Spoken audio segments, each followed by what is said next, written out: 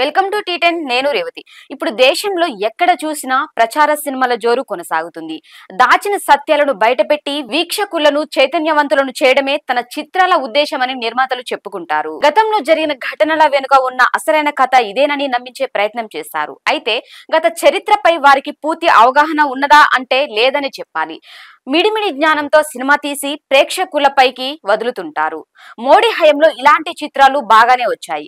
గతంలో the Kashmir files, Bastar, the console story, the Kerala story సినిమాలు రాగా తాజాగా ది సబర్మతి రిపోర్టు పేరిట ఓ చిత్రం విడుదలైంది. గత కాంగ్రెస్ ప్రభుత్వాలు తీసుకున్న నిర్ణయాలు లేదా ఆ పార్టీ పాలనలో చోటు చేసుకున్న పరిణామాల గురించే ఈ చిత్రాలను రూపొందించడం యాదృచ్ఛికమేమీ కాదు. 77 సంవత్సరాల స్వతంత్ర భారత చరిత్రలో 54 సంవత్సరాల పాటు దేశాన్ని పాలించిన కాంగ్రెస్ ను అప్రదిష్టాలు చేయాలనుకుంటున్న బీజేపీ లక్ష్యాలను నెరవేర్చేలా ఈ చిత్రాలు ఉండటం గమనార్హం. కాంగ్రెస్ ముక్త భారత్ ను సాధించాలన్న హిందుత్వ పార్టీ కమిషన్ కు ఇవి సాయపడుతున్నాయి. ఈ చిత్రాలన్నింటిలోనూ హీరోలు అనేక ఇబ్బందులు పడతారు. ది సబర్మతి పోర్టులోనూ అంతే.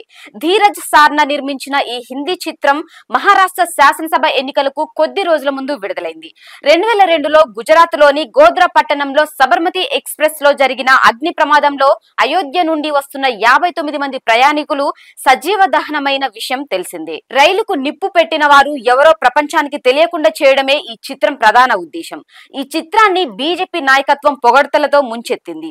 బీజేపీ పాలిత రాష్ట్రాలలో ఈ చిత్ర ప్రదర్శనకు పన్ను మినహాయింపులు కూడా ఇచ్చారు. మోడీ ఆయన కేబినెట్ సహచరుల కోసం ప్రచార తాపత్రయం కోసం తీసే సినిమాలలో జీవం ఉండదు. అవి చాలా పేలవంగా ఉంటాయి. ఒక్క మాటలో చెప్పాలంటే అవి సర్కారీ సినిమాలు. వీటిలో వినోదానికి చోటే ఉండదు.